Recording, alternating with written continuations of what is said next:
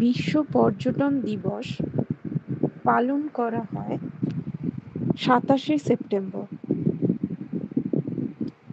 এবছরের থিম হলো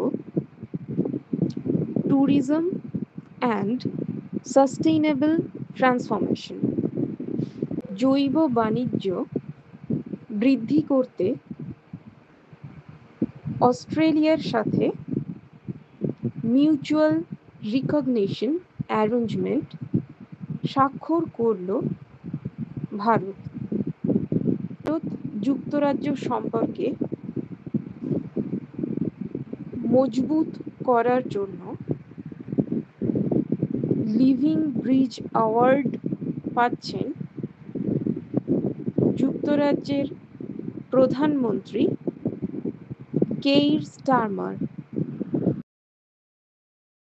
নিউ দিল্লিতে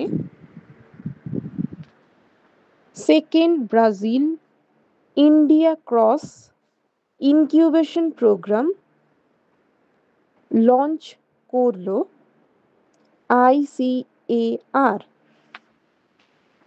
30শে মে 2026 পর্যন্ত চিফ অফ ডিফেন্স স্টাফ হিসেবে জেনারেল অনিল চৌহান এর মেয়াদ বাড়ালো কেন্দ্র। 7th ফিউচার ফুড ফোরাম 2025 শুরু হয়েছে দুবাইয়ে। সরকারি কারণে যুক্তরাষ্ট্রের ক্রিকেট মেম্বারশিপ বাতিল করল ICC।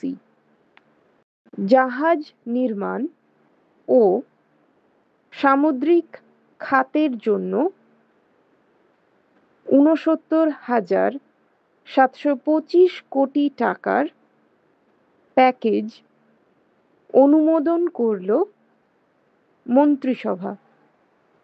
সম্প্রতি অবসর ঘোষণা করলেন জার্মানির ফুটবল খেলোয়াড় জেরোম বোয়াটেং। সম্প্রতি ইউনেস্কোর বিশ্ব ঐতিহ্যবাহী স্থানের অস্থায়ী তালিকায় স্থান পেল কেরালার ভার্কালা ক্লিফ।